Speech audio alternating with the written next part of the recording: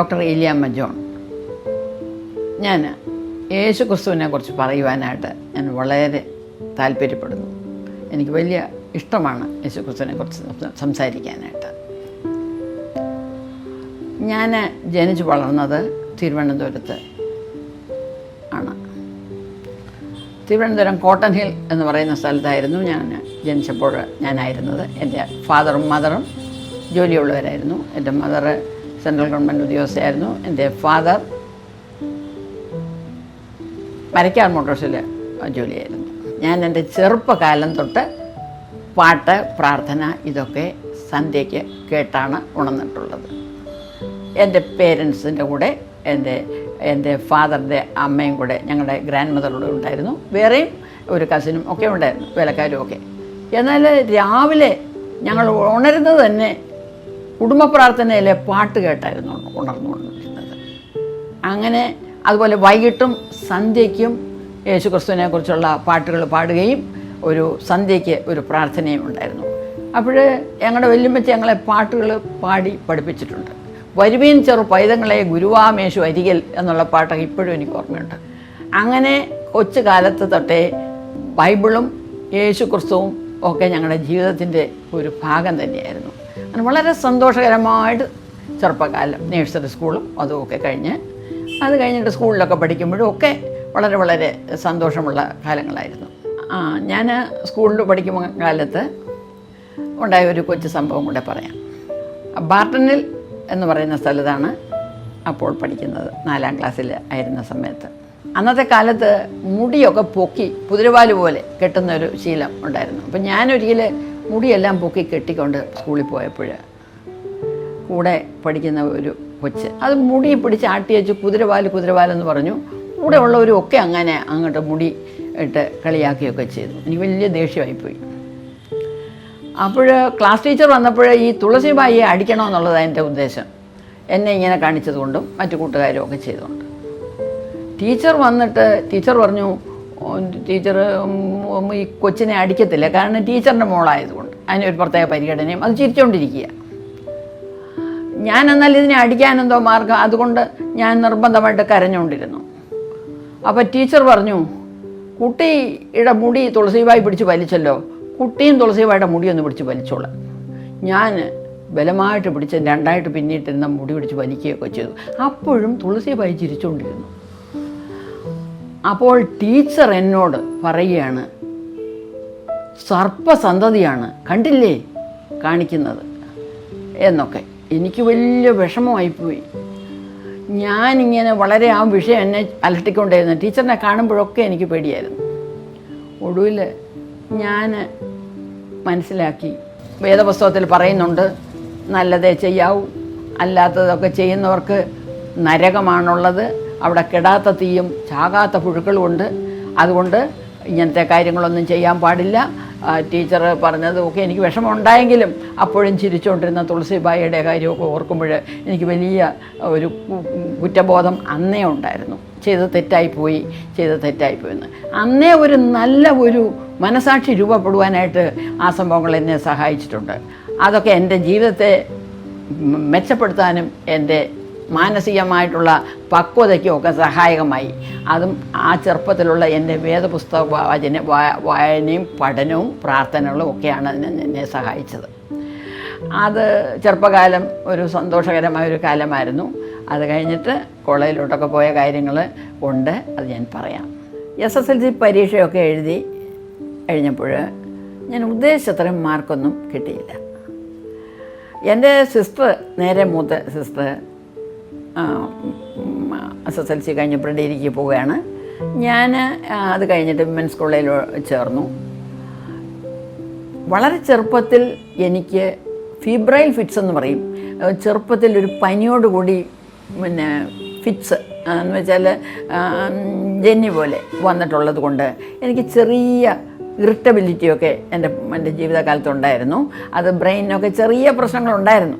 അതുകൊണ്ട് ചെറിയ പഠന വൈകല്യം എന്ന് പറയാനില്ല, ഉദ്ദേശിക്കുന്നത്ര മാർക്കൊന്നും കിട്ടത്തില്ല. ഹാർഡ് വർക്കൊക്കെ കുത്തിയിരുന്ന് പഠിക്കാനൊക്കെ ഉള്ള ബുദ്ധിമുട്ടുകളൊക്കെ ഉണ്ടായിരുന്നു. നല്ല മാർക്കുകൾ അങ്ങോട്ട് കിട്ടുന്നില്ല ബുദ്ധിയുണ്ടെങ്കിൽ. അങ്ങനെയുള്ളൊരു പ്രശ്നം ഉണ്ടായിരുന്നു. പ്രീ ഡിഗ്രി കഴിഞ്ഞൊന്നും മെഡിസിനൊന്നും കിട്ടാനുള്ള യോഗ്യത ഉണ്ടായില്ല. കഴിഞ്ഞ് BSc പോയി. BSc പോയിട്ടും മെഡിസിന്, എൻ്റെ സിസ്റ്റർ മെഡിസിന് പോയി ട്രിവാൻഡ്രം മെഡിക്കൽ കോളേജിൽ. എനിക്കതിന് പറ്റിയില്ല. അങ്ങനെ ഞാൻ വളരെ വിഷമത്തിലൊക്കെ ആയിരിക്കുമ്പോൾ എൻ്റെ ഫാദർ പറഞ്ഞു, ഹോമിയോപ്പതി കഴിഞ്ഞിട്ട് MBBS പോകാം എന്ന് പറഞ്ഞു. എന്നാൽ അങ്ങനെ ആട്ടെ എന്ന് ഓർത്ത് ഹോമിയോപ്പതി പഠിക്കാൻ പോയി. ഹോമിയോപ്പതി കഴിഞ്ഞിട്ട് MBBS അപേക്ഷിച്ചു, അഡ്മിഷനും കിട്ടി. അങ്ങനെ MBBS പഠിക്കാൻ തുടങ്ങിയപ്പോൾ തന്നെ എൻ്റെ വിവാഹവും കഴിഞ്ഞു. ഒരു ഹോമിയോ ഡോക്ടർ, കൽക്കട്ടയിൽ പഠിച്ച ആണ് ഡോക്ടർ സക്കറിയ. അങ്ങനെ ആ കല്യാണമൊക്കെ കഴിഞ്ഞു വന്നു. അതിനിടയ്ക്ക് ഞാൻ പഠിച്ചു, പഠിത്തമെല്ലാം കഴിഞ്ഞു.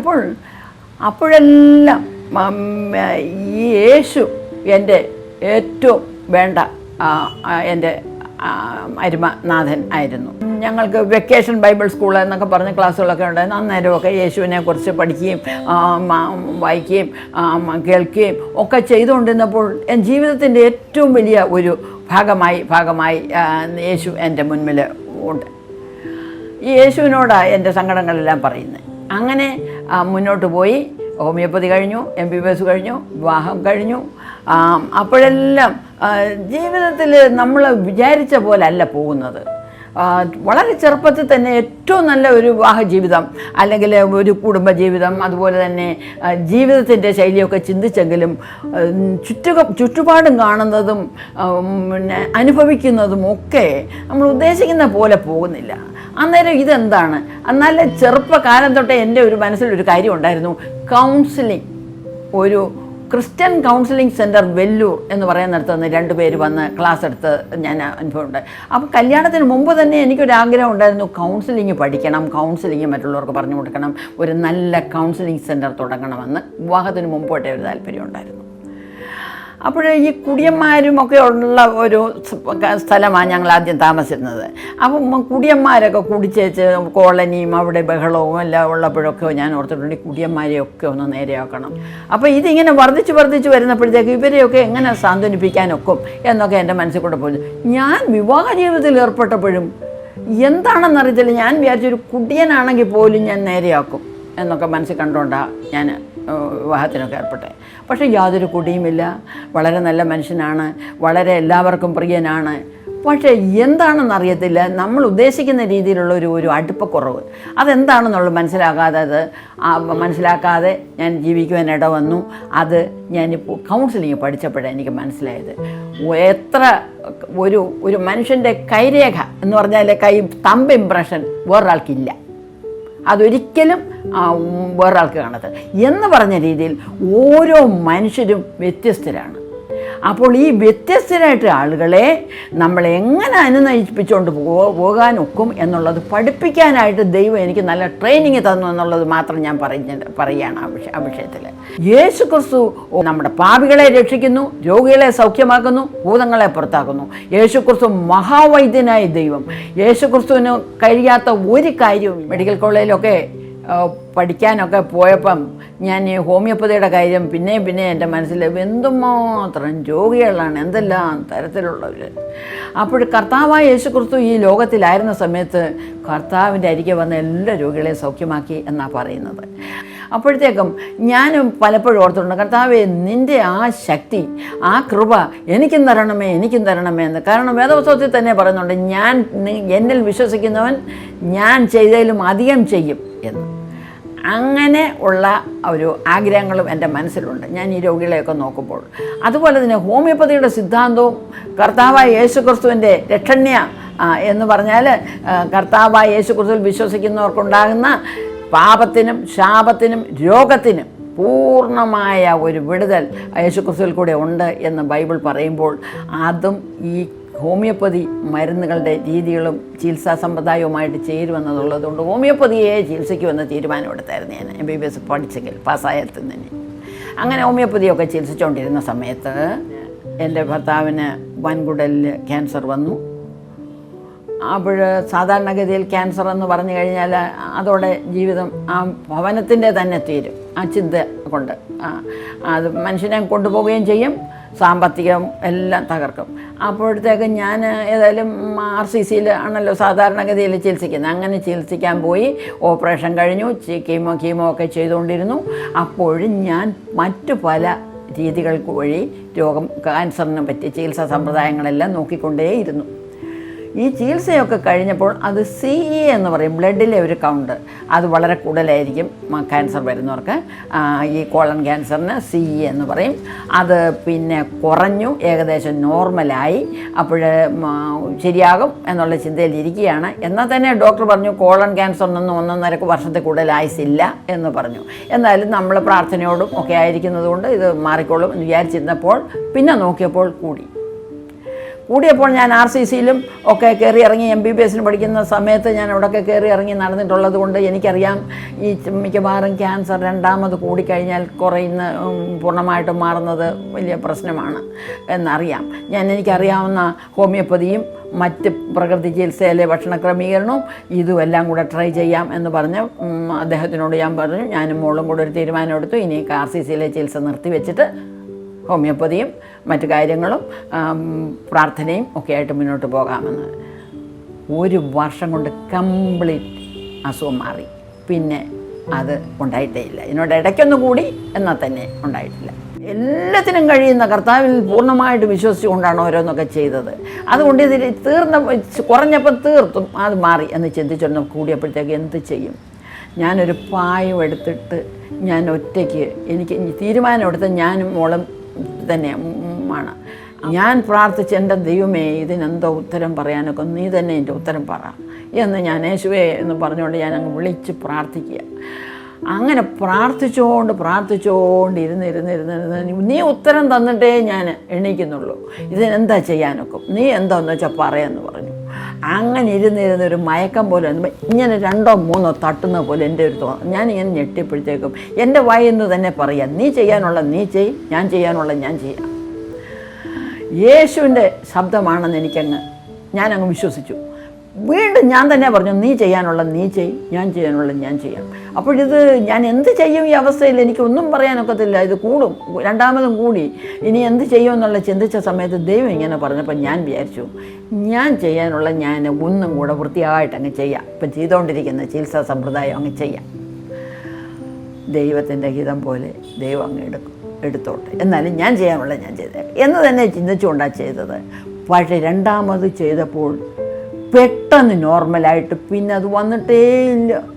അപ്പോൾ ഈ ദൈവം എന്തുമാത്രം വിശ്വസിക്കാൻ കൊള്ളാമെന്ന് യേശു കർത്താവ്.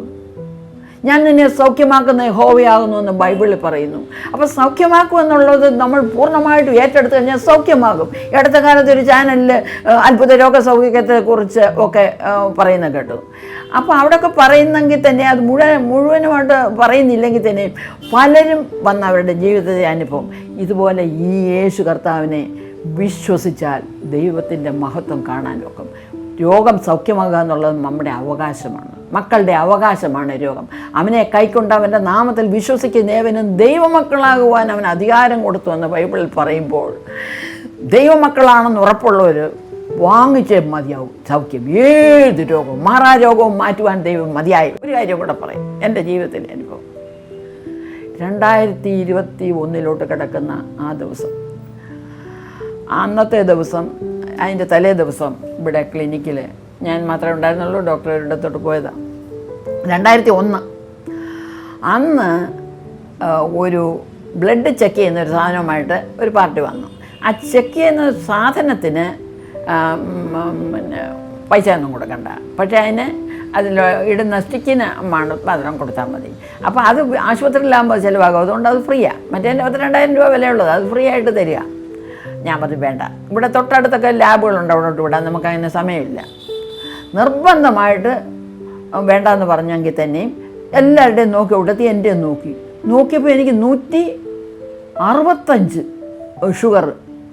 അതേസമയം 140 കൂടാൻ പാടില്ല സാധാരണഗതിയിൽ, റാൻഡം. അപ്പോൾ ഇത് കൂടിയപ്പോഴത്തേക്ക് ഞാൻ ആകെ അങ്ങ് വിഷമിച്ചു. എന്നാൽ അവർ പറഞ്ഞു പോയി കഴിഞ്ഞാൽ അത് വാങ്ങിച്ചൊന്നുമില്ല.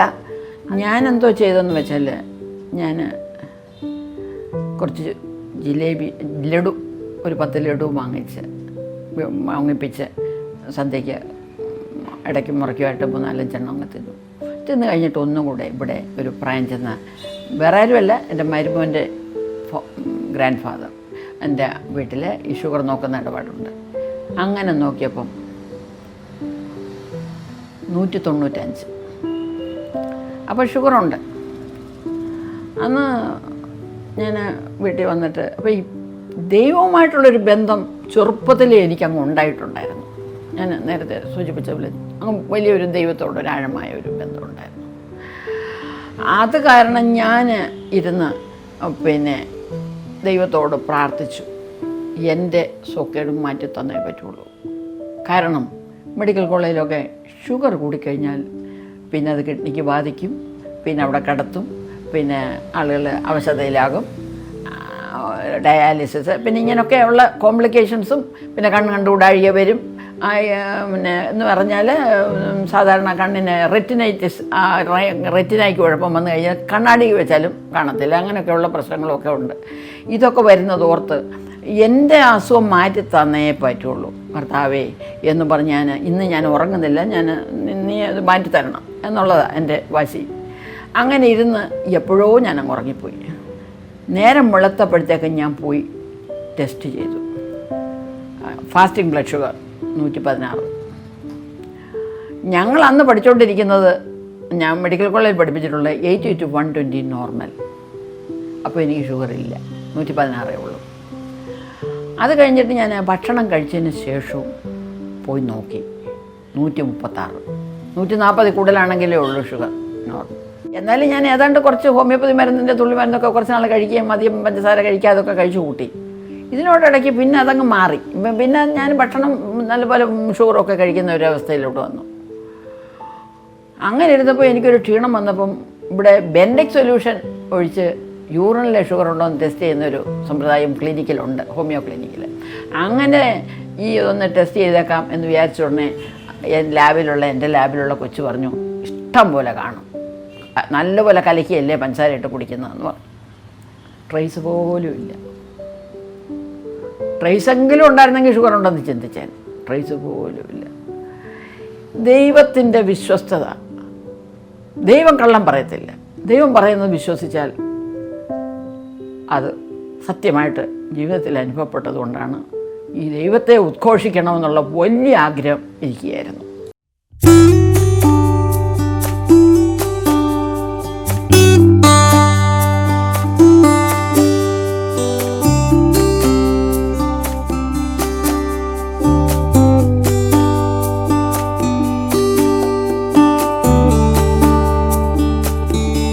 ദൈവം നല്ലവനെന്ന് രുചിച്ചറിവീൻ എന്ന് പറഞ്ഞത്, ടേസ്റ്റ് ദ പുഡിങ് എന്നാലേ പുഡിങ്ങിൻ്റെ ടേസ്റ്റ് അറിയാനൊക്കെ എന്ന് പറഞ്ഞ പോലെ ദൈവത്തെ രുചിച്ചറിഞ്ഞ ഒരു വ്യക്തി എന്ന നിലയിൽ എൻ്റെ ജീവിതത്തിൽ ഈ ഭർത്താവിൻ്റെ ചികിത്സയും ഒക്കെ ആയിട്ട് സുഖമായിട്ട് ഒക്കെ പോയിരിക്കൊണ്ടിരിക്കുകയായിരുന്നു. അപ്പോൾ എൻ്റെ ഭർത്താവിന് ഞാൻ എൻ്റേതായിട്ടുള്ളൊരു ചികിത്സ ചെയ്യാൻ തുടങ്ങിയപ്പോൾ നോർമലായി. അങ്ങനെ വളരെ സന്തോഷത്തോടെ ഒരു വീട് എന്ന് പറഞ്ഞാൽ സാധാരണഗതിയിൽ ക്യാൻസർ വന്ന വീടിൻ്റെ ഒരു അന്തരീക്ഷമല്ല എൻ്റെ വീട്, സന്തോഷത്തിൻ്റെ അന്തരീക്ഷമാണ്. അങ്ങനെ ചികിത്സിച്ചുകൊണ്ടിരുന്ന സമയത്ത് ഞാനൊരു തീരുമാനമെടുത്തു. ഇത്രയും നാൾ ഇത്രയും ഒരു വലിയ അത്ഭുത രോഗസൗഖ്യം കിട്ടിയ സ്ഥിതിക്ക് ഒരാൾ മെയിനായിട്ട് സുവിശേഷ വേല ചെയ്യും, യേശുക്രിസ്തുവിനെ പ്രഘോഷിപ്പ് സുവിശേഷ വേലയിലോട്ടാകാം എന്നോർത്ത് ഞാൻ, അപ്പം പുള്ളിക്കാരൻ ആ ചികിത്സയൊക്കെ ഉള്ളത്, അതുകൊണ്ട് ഞാൻ കൂടുതലായിട്ടും സുവിശേഷ വേല എന്നുള്ള രീതിയിൽ ഒരു ചാരിറ്റബിൾ ട്രസ്റ്റ് രജിസ്റ്റർ ചെയ്ത് ആ സുവിശേഷ വേലയോടുകൂടി ഉള്ള രീതിയിൽ മുന്നോട്ട് പോവുകയായിരുന്നു. അങ്ങനെ ആ ചാരിറ്റബിൾ ട്രസ്റ്റിൻ്റെ പ്രവർത്തനത്തിലോടും അങ്ങനെ ഇരുന്നപ്പോൾ ആ ചാരിറ്റി ചെയ്യാനായിട്ട് എന്നെ പലരും സഹായിച്ചു.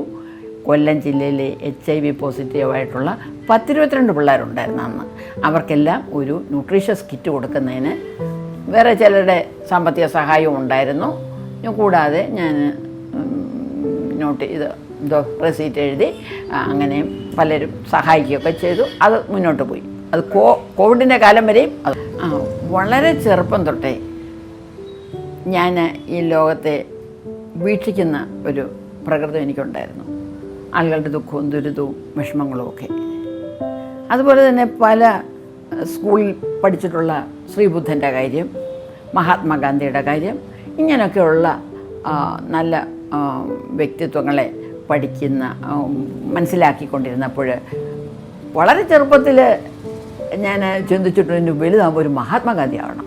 വലുതാകുമ്പോൾ ഒരു മഹാത്മാഗാന്ധി ആണാന്നോ പെണ്ണാന്നോ എന്ന് പോലും ഞാൻ അത്ര പോലും അറിയുന്നതിന് മുമ്പ് ചെറുപ്പത്തിൽ പോലും എൻ്റെ ചിന്തയിൽ കൂടെ പോയിട്ടുണ്ട്. മഹാത്മാഗാന്ധിയുടെ അതുപോലെ തന്നെ യേശു ക്രിസ്തുവിനെ കുറിച്ച് ചിന്തിച്ചപ്പോഴും യേശു ക്രിസ്തുവിനെ കുറിച്ച് കൂടുതൽ മനസ്സിലാക്കാൻ ശ്രമിച്ചപ്പോൾ ലോക ചരിത്രത്തെ തന്നെ രണ്ടായി കീറി മുറിച്ച ആ ഒരു സംഭവമായിരുന്നു ക്രിസ്തുവിൻ്റെ ജനനം. AD BC എന്ന് ലോക ചരിത്രത്തെ പോലും രണ്ടാക്കി.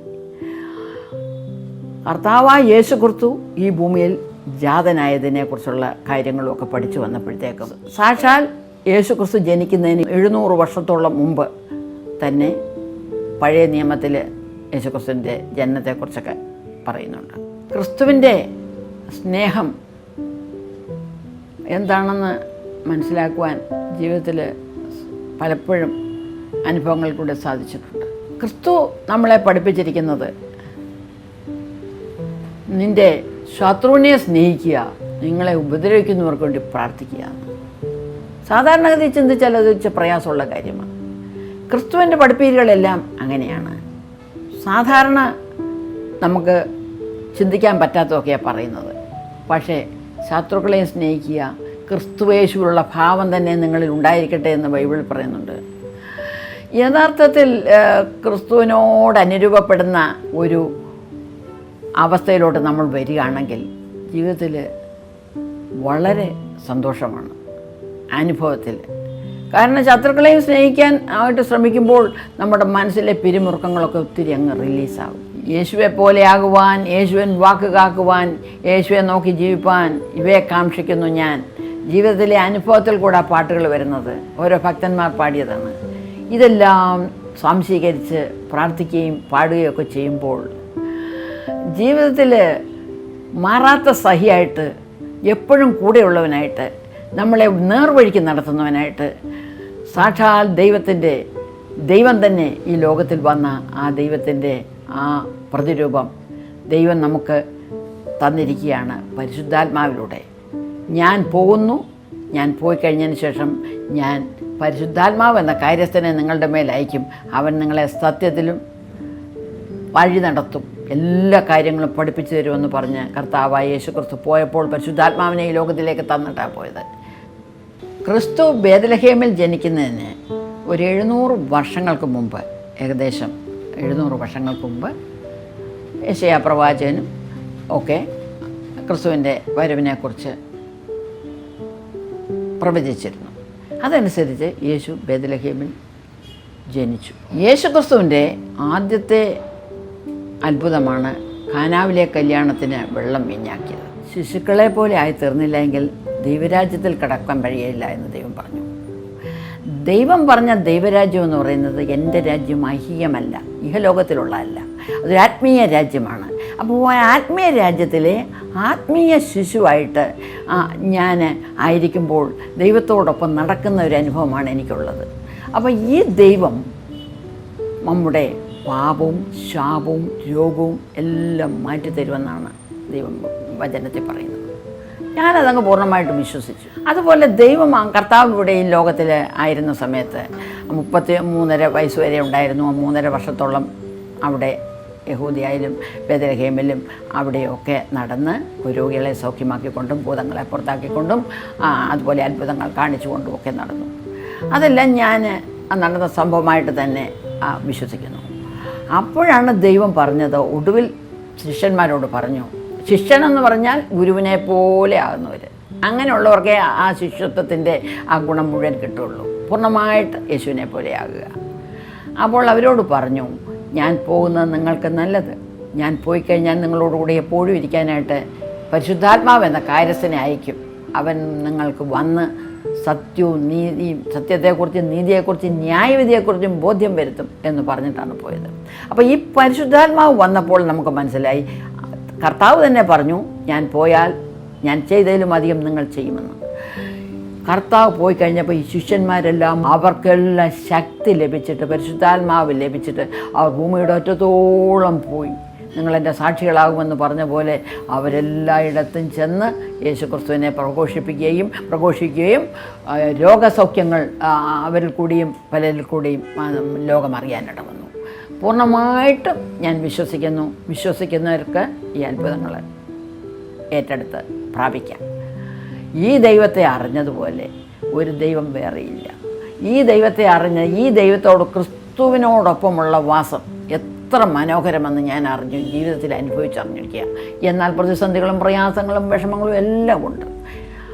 എന്നാൽ തന്നെ ഇതിൽ ക്രിസ്തുവിനെ രുചിച്ചറിഞ്ഞ ആ അനുഭവം എന്ന് പറയുന്നത് അതൊരു അനുഭവം തന്നെയാണ്. എൻ്റെ രാജ്യം ഐഹികമല്ല എന്ന് പറഞ്ഞപ്പോൾ ഒരു രാജ്യം വേറെ ഉണ്ട്, ഒരു ആത്മീയ രാജ്യമുണ്ട് എന്നുള്ളത് നമുക്ക് മനസ്സിലാക്കാം. അത് മനുഷ്യന്, മൃഗങ്ങൾക്കില്ലാത്ത ഒന്നുണ്ട്, ആത്മാവ്. മനുഷ്യന് ശരീരവും മനസ്സും ആത്മാവുമുണ്ട്. അത് ആത്മീയമായ ഒരു രാജ്യമുണ്ട്. അങ്ങനെ ഒന്നിനെക്കുറിച്ചുള്ള ഒരു ചിന്ത ഉണ്ട്. ഇങ്ങേയറ്റം പ്ലേറ്റോ പോലും പറഞ്ഞിരിക്കുന്ന ഈ കാണുന്നത് this is the image of the real എന്ന് പറഞ്ഞിട്ടുണ്ട്. അവർക്ക് ആത്മീയ രാജ്യത്തെക്കുറിച്ചും ദൈവരാജ്യത്തെക്കുറിച്ചും അത്ര നിശ്ചയം കിട്ടിക്കാണത്തില്ല. അപ്പോൾ വേറെ ഒരു രാജ്യമുണ്ട്. അപ്പോൾ നമ്മളിവിടെ ജീവിക്കുമ്പോൾ ഇവിടെ എന്ത് കഷ്ടം വന്നാലും, വേദന വന്നാലും, മരണം വന്നാലും, രോഗം വന്നാലും നമുക്കൊരു പ്രത്യാശയുണ്ട്, നമ്മൾ പോകുന്ന ഇടം ഒരു സന്തോഷമുള്ളൊരു സ്ഥലമാണെന്ന്. അത്തരത്തിലുള്ളൊരു സന്തോഷം തരുന്നതാണ് ക്രിസ്തീയ ജീവിതം, യേശുക്രിസ്തുവിനോടൊപ്പമുള്ള ജീവിതം. ഈ ലോകത്തിൽ തന്നെ കർത്താവ് പറഞ്ഞു, നിങ്ങളെ ഞാൻ സ്വർഗ്ഗസ്ഥലങ്ങളിൽ ഇരുത്തിയിരിക്കുന്നു എന്ന്. ആത്മീയമായിട്ട് നമ്മൾ ആ സ്വർഗത്തിൻ്റെ ആ ദൈവികമായ ദൈവത്തോടൊപ്പമുള്ള ആ സന്തോഷകരമായ അനുഭവത്തിൽ തന്നെ ഇവിടെ ജീവിക്കുകയും ചെയ്യാം. നമ്മുടെ ജീവൻ പോകുമ്പോൾ നമ്മൾ പോകുന്ന സ്വർഗത്തിലോട്ടായിരിക്കും. കർത്താവ് പറഞ്ഞ ഒരു കാര്യം, ഇതാ ഞാൻ വേഗം വരുന്നു എന്ന് പറഞ്ഞിട്ടാണ് പോയത്. അപ്പോൾ ഈ ലോകത്തിലേക്ക് കർത്താവ് വീണ്ടും വരും. ആ വരുന്ന കാലം അവസാന കാലമാണ് എന്ന് പറഞ്ഞു കർത്താവ് വരുമ്പോൾ കർത്താവിൽ വിശ്വസിക്കുകയും പൂർണ്ണമായിട്ടും ദൈവമക്കളായി എന്ന നല്ല ബോധ്യമുള്ളവരെ ദൈവം എടുക്കുകയും ചെയ്യും.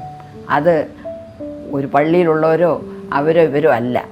ഈ ലോകത്തിൽ മുഴുവനും ഉള്ളവരിൽ കർത്താവ് അവരെ കാണുന്നുണ്ട്. കർത്താവ് ഹൃദയം കണ്ട് നല്ല മനസാക്ഷിയോടുകൂടി ജീവിക്കുന്ന ആ ക്രിസ്തുവിനെ അറിഞ്ഞവർ, ആ ക്രിസ്തുവിന് ഹൃദയം കൊടുത്ത് ക്രിസ്തുവിൻ്റെ മക്കളായി തീർന്നു എന്നുള്ള ബോധ്യമുള്ളവരെ ഒക്കെ ദൈവം വരുമ്പോൾ എടുക്കും. ആ പോകുന്നതിന് പോകത്തക്കവണ്ണം നമ്മൾ ഓരോരുത്തർക്കും നമുക്ക് ഒരുങ്ങാം. അതൊരു ജീവിതത്തിലെ ഒരു ഏറ്റവും സന്തോഷമുള്ള ഒരു കാര്യമാണ്. ക്രിസ്തീയ ജീവിതം സൗഭാഗ്യ ജീവിതം, കർത്താവൻ കുഞ്ഞുങ്ങൾക്ക് ആനന്ദദായകമെന്ന് പാടുമ്പോൾ അതനുഭവിക്കുന്ന ഒരു വ്യക്തി എന്നുള്ള രീതിയിൽ ഞാൻ പറയാം. നല്ല മനുഷ്യരെ ഞാൻ കണ്ടിട്ടുണ്ട്. പറഞ്ഞ ക്രിസ്തു ഉള്ളവരുടെ സന്തോഷം വേറെയാണ്. അപ്പോൾ ഈ ക്രിസ്തുവിനെ നിങ്ങളുടെ മുമ്പിൽ അവതരിപ്പിക്കാൻ എനിക്ക് സാധിച്ചതിൽ ചെറുതായിട്ടെങ്കിലും ഒന്ന് സാധിച്ചെന്ന് ഞാൻ വിശ്വസിക്കുന്നു. ഈ ദൈവത്തെ ഒരിക്കലും നമ്മൾ അവിശ്വസിക്കേണ്ട കാര്യമില്ല. ഈ ദൈവത്തോട് പറ്റിച്ചേർന്നിരുന്നാൽ ദൈവം നമ്മളോട് അടുത്ത് വരികയും നമ്മുടെ സകല പ്രയാസങ്ങളിലും നമുക്ക് സഹായിക്കുകയും ചെയ്യും.